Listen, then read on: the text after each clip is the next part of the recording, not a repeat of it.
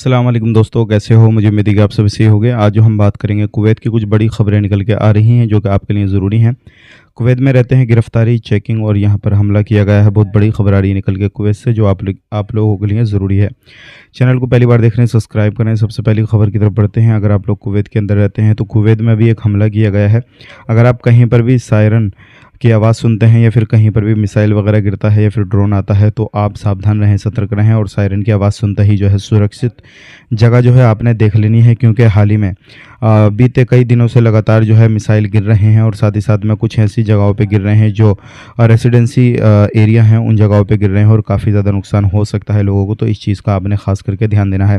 बात कर लेते हैं यहाँ पे अगली खबर की तरफ। जो अगली खबर आ रही है निकल के काफ़ी ज़्यादा इंपॉर्टेंट है। ये भी कुछ लोग गिरफ्तार किए गए हैं और काफ़ी ज़्यादा इम्पोर्टेंट है ये चीज़, और आप लोगों के लिए इम्पोर्टेंट है क्योंकि अभी कुछ लोगों को गिरफ्तार किया गया है। बहुत सारी इम्पोर्टेंट ये चीज़ है क्योंकि ये लोग जो कर रहे थे अपने कफिल से भाग के काम कर रहे थे, तो इन लोगों को गिरफ्तार किया गया है।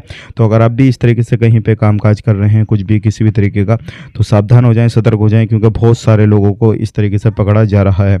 बात कर लेते हैं यहाँ पे अगली खबर की तरफ। जो अगली खबर आ रही है निकल के वीज़ा को लेकर।